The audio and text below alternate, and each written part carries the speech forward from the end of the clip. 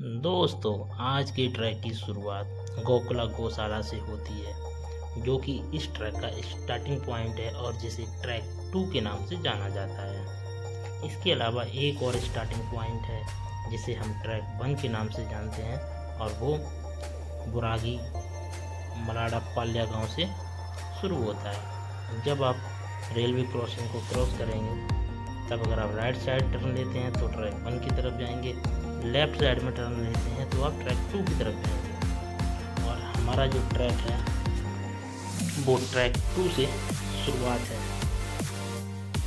दोस्तों, ये ट्रैक रामदेवरा बेटा, जो कि एक रामनगर डिस्ट्रिक्ट में पड़ता है, इससे ये अलग है।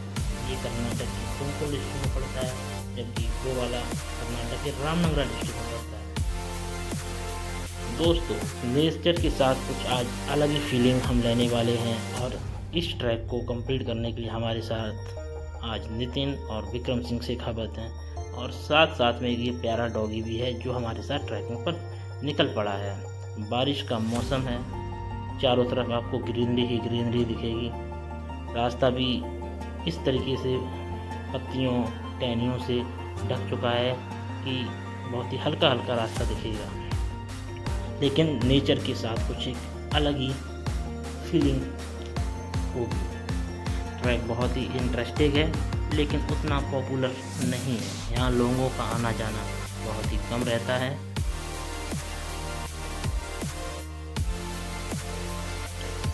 Hello guys, welcome back to my YouTube channel 1896। बहुत दिनों बाद आज ब्लॉगिंग कर रहा हूँ। काफ़ी दिन हो गए, मेरा लास्ट ब्लॉग आई थिंक 1 महीने पहले आया होगा। काफ़ी दिनों बाद ट्रैकिंग पे निकला हूँ और ये बारिश का मौसम यहाँ चल रहा है, तो आज ये हम एक नए ट्रैक की तरफ निकल चुके हैं, रामदेवरा बेटा। और हमारे साथी जो कि काफ़ी आगे चल रहे हैं, हमसे भी आगे पहुँच चुके हैं।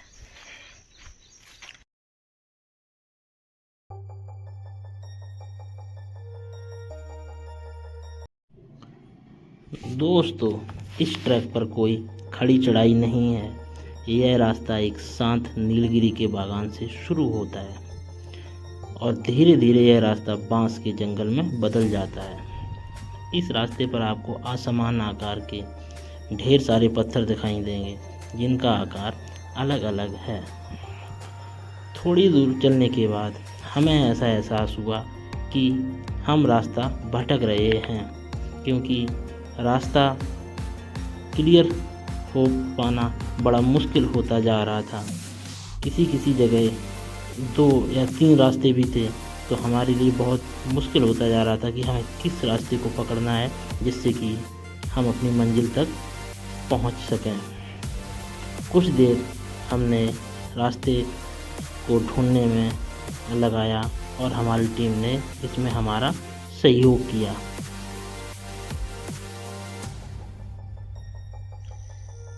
दोस्तों, फ़िलहाल हम अभी रास्ता कंफर्म नहीं कर पा रहे हैं कि किस रास्ते से जाना होगा, क्योंकि यहाँ कोई क्लियर अभी मार्क नहीं दिख रहा है कि हमें जाना किस साइड में है। फ़िलहाल हम अभी रास्ता ढूंढ रहे हैं। जैसे ही रास्ता मिलेगा आपको दिखाएंगे कि हमें किस तरफ जाना है। आई थिंक मेरे ख्याल से इस साइड से जाना होगा ये, बट यहाँ कोई ऐसी मार्किंग नहीं है जिसकी वजह से हमें पता नहीं चल पा रहा है कि हमें किस तरफ जाना है।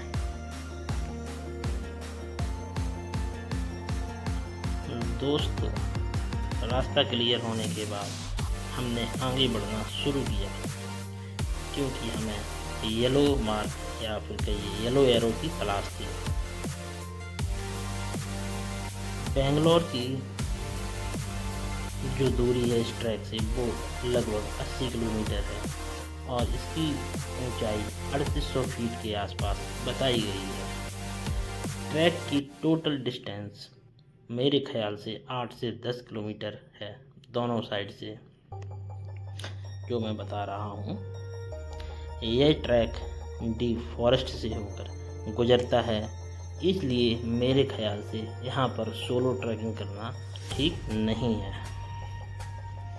जंगली पक्षियों की चहचहाहट सुनते हुए हम आगे बढ़ते जा रहे थे। जैसे ही ट्रैक की चोटी पर हम पहुँचेंगे तो हमें वहाँ भगवान शिव का मंदिर मिलेगा। इसके साथ साथ भगवान राम, भगवान लक्ष्मण तथा सीता का भी, माता सीता का भी मंदिर मिलेगा। पौराणिक कथाओं के अनुसार ऐसा माना जाता है कि वनवास के समय भगवान राम, लक्ष्मण और माता सीता ने यहाँ समय बिताया था। अब हम ट्रैक को धीरे धीरे कंप्लीट करते जा रहे थे और अपनी मंजिल तक पहुंचने का इंतज़ार कर रहे थे। नितिन और विक्रम दोनों मुझसे आगे आगे चल रहे थे और मैं उनको फॉलो करके पीछे पीछे नेचर का आनंद लेके धीरे धीरे चल रहा था। पत्थर आप देख सकते हैं किस तरीके के हैं और आसपास पेड़ भी देख सकते हैं, और रास्ता जैसे जैसे हमें क्लियर होता जा रहा है वैसे वैसे हम आगे बढ़ते जा रहे हैं। ट्रैक जैसा कि मैंने पहले बताया था उतना पॉपुलर नहीं है और लोगों का आना जाना भी यहाँ कम रहता है। इस ट्रैक को कंप्लीट करने के लिए आपको किसी भी वेबसाइट पर जाकर बुकिंग करने की ज़रूरत नहीं है, क्योंकि यहाँ पर कोई फॉरेस्ट डिपार्टमेंट का ऑफिस चेक करने वाला कोई गाइड नहीं रहता है। इसलिए आप इसको बिना बुक किए ही अपने ट्रैक पर निकल पड़े।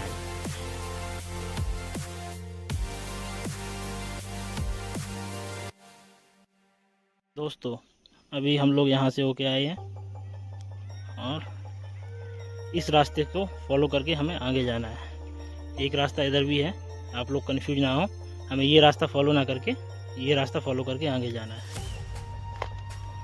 दोस्तों जिस चीज़ की हमें तलाश थी वो हमें मिल चुके हैं, क्योंकि हमें ये येलो मार्क ये चाहिए था।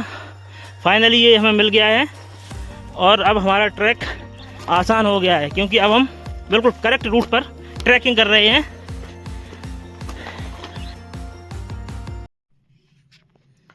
दोस्तों ट्रैकिंग करते समय आपको येलो मार्क को फॉलो करना है और उसी हिसाब से आपको आगे बढ़ते जाना है, क्योंकि रास्ता कुछ इस तरीके का है कि यदि आपने येलो मार्क को फॉलो नहीं किया तो आप रास्ता भटक सकते हैं और अपने डेस्टिनेशन तक नहीं पहुंच पाएंगे। इसलिए आपको हर हाल में येलो मार्क को देखना है और उसको देखते हुए ही आपको आगे बढ़ते जाना है, क्योंकि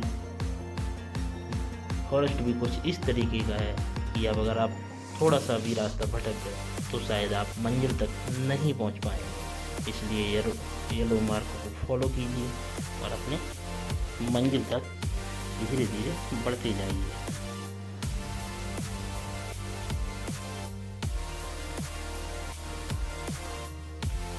दोस्तों इस रास्ते पर कई सारी गुफाएं हैं और बहुत ही विशालकाय पत्थर आपको देखने को मिलेंगे।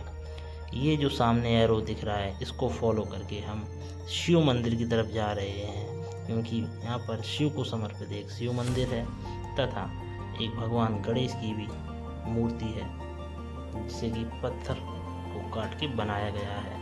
हम भगवान शिव के दर्शन करते हैं तथा भगवान गणेश के दर्शन करके फिर वापस उसी रूट से आएंगे जिस रूट से हम यहाँ दर्शन करने गए थे, क्योंकि ये रूट हमें ट्रैक के टॉप पर नहीं पहुँचाएगा।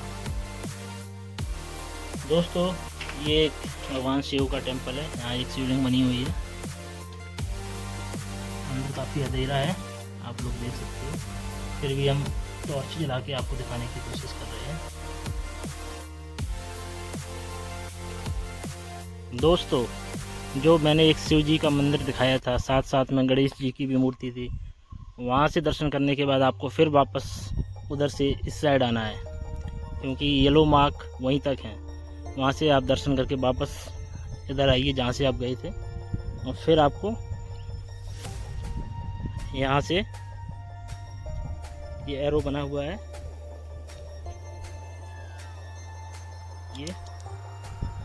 ये वाला, ये आप इसको फॉलो करके आगे की तरफ जाएंगे। और जो आपने शिव जी के दर्शन किए थे वो ये गुफा है, दो पहाड़ों के बीच जो रास्ता है वहाँ से गए थे, वहाँ से दर्शन करके आपको वापस इधर आना है। फिर इसको फॉलो करके टॉप तक पहुंचना है, क्योंकि हमें टॉप पर एक शिव जी का मंदिर, जो कि मैंने पहले बताया था, और भगवान राम का भी मंदिर मिलेगा।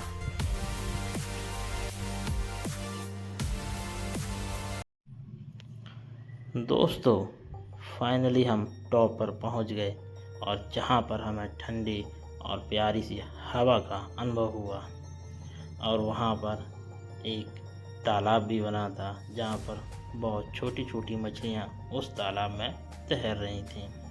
तालाब कुछ इस तरीके का है जैसा कि आप लोग देख रहे हैं।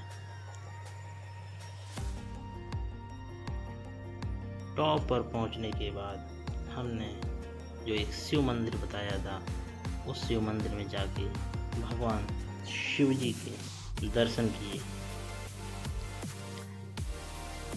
दर्शन करने के बाद हम आपको जो व्यू दिखा रहे हैं वो टुमकुर के आसपास का है। यहाँ से आप इस ट्रैक की चोटी से आप सिद्धगंगा मठ, सिद्धार्थ बेटा और डीडी हिल जैसे ट्रैक देख सकते हैं।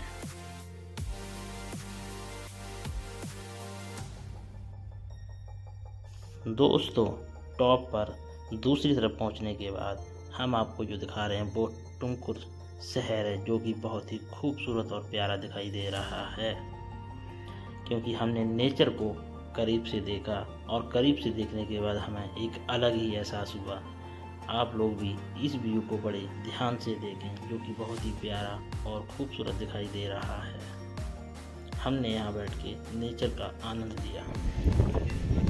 फाइनली दोस्तों हमारा जो रामदेवरा बेटा का ट्रैक है वो कंप्लीट हुआ है।